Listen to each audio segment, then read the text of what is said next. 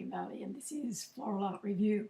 This week we're looking at a floor-based design, and it was done a couple of years ago. It came second in the competition, and I'll talk about that a little bit later in the video. But it was placed on a supplied board, as you can see, painted that sort of beigey bony colour, 1.5 metres in diameter.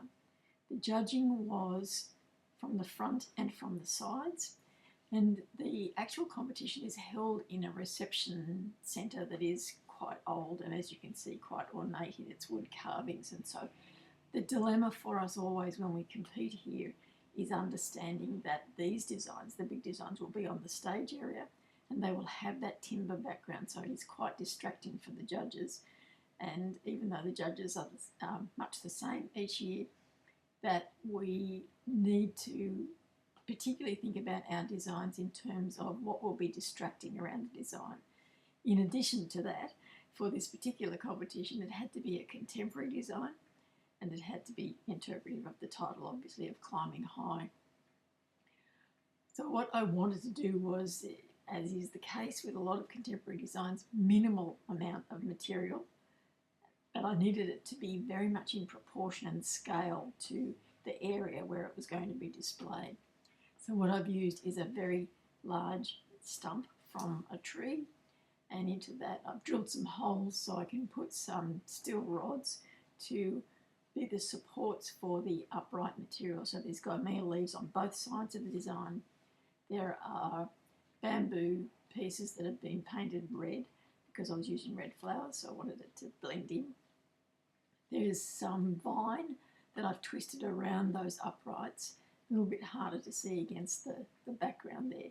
And then I've just used the Kangaroo Paw as the colour, as the flower of the design on one side. On the other side, I've put the gymea leaves at the front of the design to mask the stand that I've used, which some of you might be able to recognise if you look at it closely enough, is the wavy candle tea light holder that I've used in many other designs, but here it's just a structural support. It's not there for any other reason than it gives me lots of places to tie things onto. And I knew it would be covered up by the plant material that's in the design there. When I was putting the design together, I looked at it, stepped away from it and thought there's nothing really that connects the two. And what I need is for, there's two pieces of Climbing High, but that space in between the two was just like empty space. It wasn't negative space in terms of the design, and I knew that I needed to connect those two, and so I felt that I had to have something that was climbing from the gymea leaves through to the column on the other side. And so I put one of the bamboo rods across that way. I've incorporated some of the Kangaroo Paw onto that so that it looks like they're the things that are climbing, and there is some small amount of the twisted vine along that as well. It doesn't create the kind of impact, that diagonal, that I would like it to have created, but it does bring the two together, and so you do see that as one design rather than goalposts almost of the placements of the designs.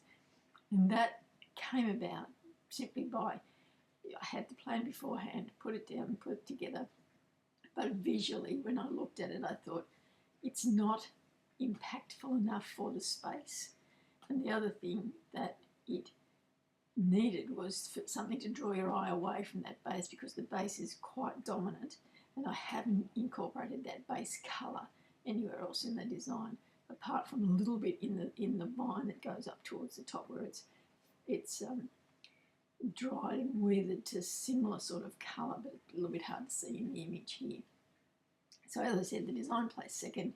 The one that placed first was justifiably first in my view, even though it was my friend that I often compete with, and when she was finishing off her design, she got me to have a look at her design and said, there's something missing, what is it? And I said to her, I think you need a placement here.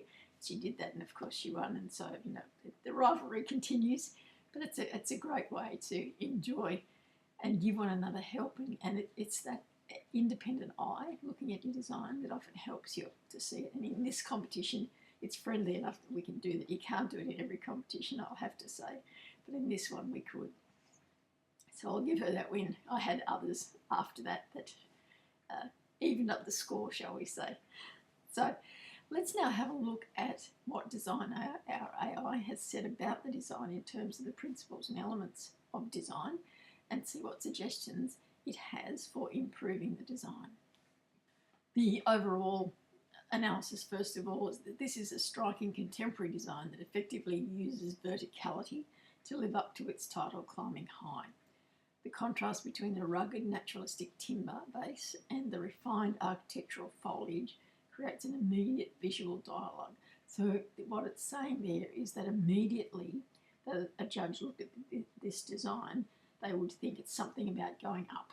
So it might not necessarily be climbing high, but it would be about that verticality and reaching upwards. So it works in that sense, and it is a contemporary design in its design style. Individually now, we look at line first of all. The dominant element here is line, with strong vertical lines created by the Gymea lily leaves and the upright stems, intersected by a diagonal red bridge that connects the two vertical groupings. This diagonal adds necessary tension and movement. And it's the movement that I wanted. It's that connection so that your eye would move up one side, across, and continue on in the design. Form. This is a linear form design. The negative space between the two vertical components is just as important as the materials themselves, creating a frame for the air and the background architecture. So exactly the reason that I knew it wasn't quite right until I put that bridge between the two parts of the design, but it maintained the line.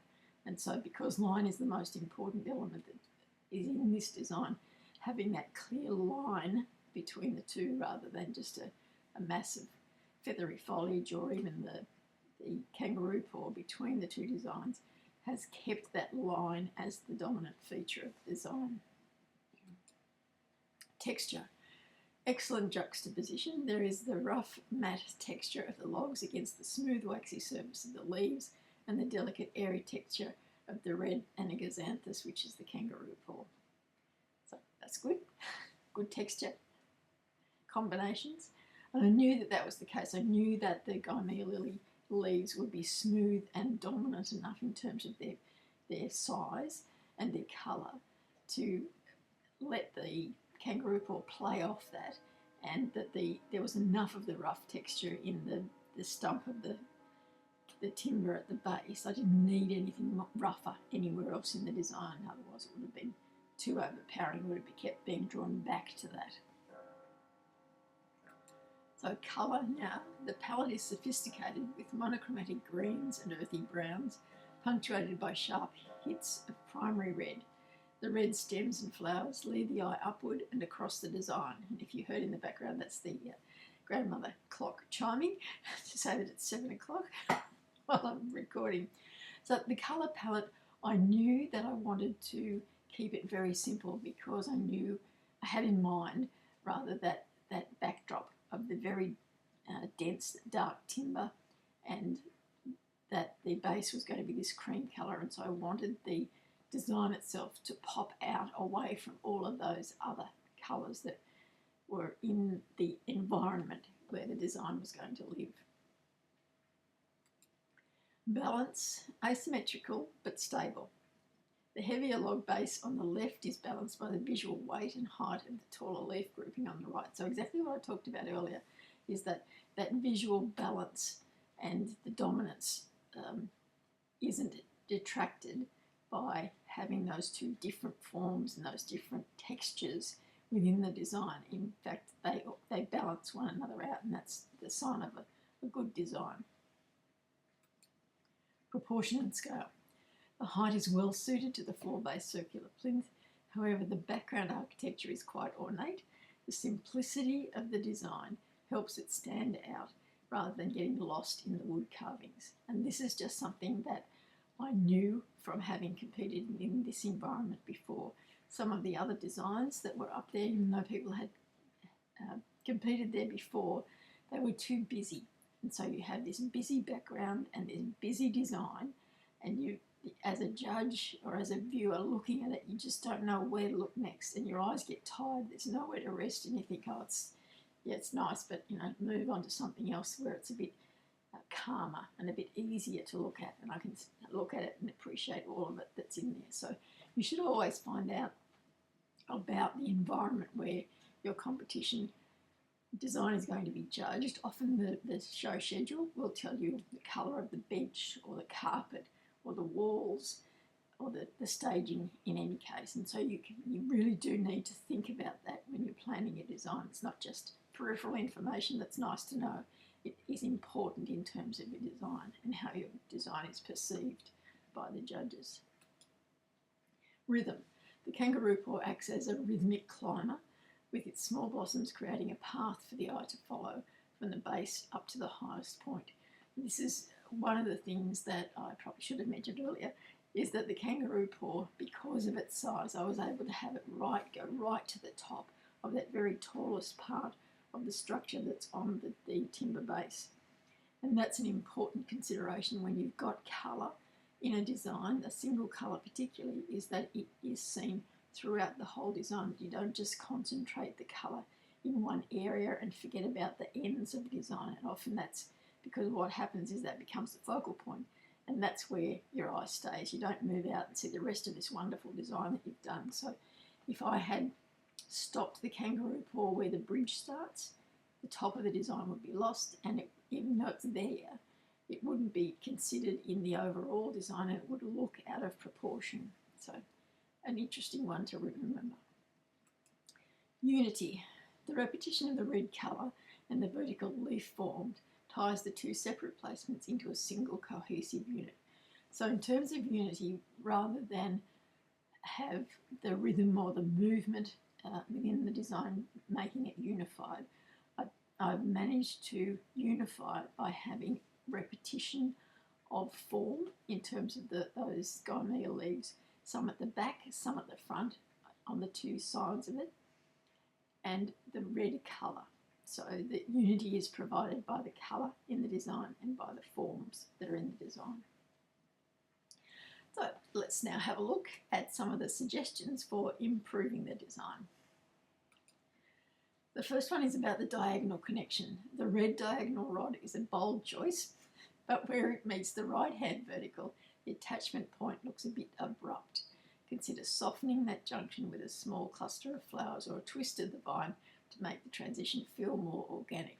And that's very true. And I think it's probably a reflection of the fact that it came as not as an afterthought, but as something that was happened on the fly. It wasn't in the planning part of putting this design together. That, as I said, when I looked at it, I thought, there's nothing that connects them. I've got to have something. I put it there, and then being at the end of the design timing, I just needed to use whatever I had, and it obviously doesn't blend well enough, or it could blend better in the design to incorporate it more smoothly into that travelling path that your eye follows.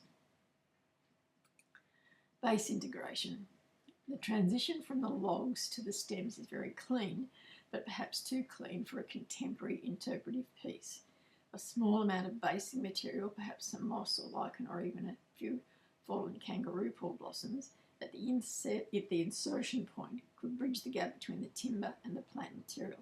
So what it's talking about is the top of the stump, the timber base there, is that they, as I said, are drilled holes, and all of those placements are placed in the drilled holes. So it goes straight from the timber base into whatever the upright is. And that insertion point there just needs to be softened a little bit. Don't have to cover the whole of the top of the timber base, but just a little bit around those insertion points so it looks like they've grown out of it. Would be a bit more contemporary in terms of its finish than the way that I've got it there. Tension in the negative space. To increase the interpretive impact, you could slightly tilt one of the vertical leaves outward. Currently they are very parallel. A slight divergence would create more climbing energy and dynamic tension. So that's something I'd probably play around with. I like the idea of them all pointing upwards, but perhaps where the leaves are at the front, if I had what I would call the inside leaf, so the one that's closest to the negative space, if I had that turning more towards where the diagonal is, that would create a little bit of, it's a slight tilt, and it would give your eye some divergence from that upright into, oh, I could go across this way rather. I know it goes straight up, but I think I'll go this path, and putting my hand in front of the camera, sorry. But that's because I'm looking at the image on the screen and moving it as I'm thinking. But that subtle little movement might have created enough tension for it to gain some more marks in terms of unity as well, and so beat my arch rival in competitions. As I thought about this particular design, there are a couple of things that I did want to talk about, not particularly about this design, but about contemporary designs and about the problems that we sometimes face in terms of a public show where a design wins or gets a place and the public comes in and looks and says, oh, I could do better than that, that's not very good, that doesn't appeal to me at all. And I just want to talk about that because it's not something, you can't please all of the people all of the time. And really, if you're in a competition, it's about meeting the judging criteria, and the public opinion is just that, it's their opinion. But to help you understand what you could do to make it easier for the public to understand what you're doing, I've got a few suggestions and a few things to talk about. So I think it's appropriate at this point in time. So first of all, let's look at what I could do with that diagonal in terms of a contemporary design. So in contemporary design, the how is often as important as the what. If the diagonal feels like a separate piece of hardware rather than an integrated part of the growth, judges may mark down on unity because it's not unified enough in terms of it doesn't feel part of the design. It feels like it's just been placed there. So to make the diagonal feel more intentional, have it emerge from within the foliage of the left-hand grouping rather than resting on top. This creates a sense of internal structural integrity. If the diagonal is solid or heavy stem, you can lighten as it climbs by attaching smaller area florets along its length. This reinforces the climbing high theme while softening the line for the public eye. What I could also have done had I had the components there with me was to make it not just a single line, but have perhaps 3 lines and make it almost like a fan. So one end would be tight together and then fan out, so that there was this divergent path that you could follow that went from one to the other. And again, still would follow the climbing high theme, but would give that space a little bit more energy. And then once again, I would have to look at how to integrate those ends better on both sides of the design. And that is most definitely something I'd have to think about. And perhaps just wrapping them in a bit more of the leaf, or as it says, hiding it in the foliage a little bit better, would help to create that unity that it needs. Now, in terms of the public versus judging viewpoint, the tension between contemporary minimalism and public popularity is a classic floral art dilemma. To bridge that gap, consider these visual value additions. So these are things that you can do with your design that won't change the integrity of your design style, but will help people who are viewing it understand that it's still a good design and it's still a pleasing to the eye design, but it does follow the contemporary minimalist design style. Instead of adding more flowers everywhere, which is often the case, that you'll hear people say, I should have more flowers in it, group the existing flowers into a more concentrated pulse of colour. This creates a stronger focal point that the public can more easily latch onto. So what it's saying there is, much like we might do for a modern mass design, is that if rather than have all the individual stems of the kangaroo paw climbing up, if I had grouped them in 2s or 3s, so there were these bunches of colour, then it would make it look more to the public like there was more flowers in it, that there was more colour in it, and so they could understand it a little bit better. Use materials that provide volume without density. fine vines or skeletal leaves can fill the negative space for the viewer's eye while maintaining the open linear feel that the judges are looking for. And that's what I could have done with that bridge across the two with that red rod there, is had more vines around it and perhaps hanging down a little bit. So it looked like they were actually climbing and looking for places to latch onto. So a bit like perhaps a passion fruit vine that had the tendrils coming out searching for where they needed to go next along that rod. And that would bring that part of the design into the whole of the design, but still not fill that gap, not fill that negative space. Often the public feels the design is missing something if the base feels too exposed. So this is the timber piece. Adding a small high interest detail at the very foot of the design, something like a single perfect succulent or a unique stone, can satisfy the need for more without cluttering the vertical lines. And so where it talked about softening that insertion point, perhaps if I'd had some rocks or as it says, some interesting succulent, you can get the red tinged ones. If I had had that there, then that would give people another area to look at that was still part of the design, but soften the harshness that is often associated with minimalist designs. So I've given you lots of things to think about this week. I will leave you there to think about all of those things. I'm Kim Ellie and this is Floral Art Review.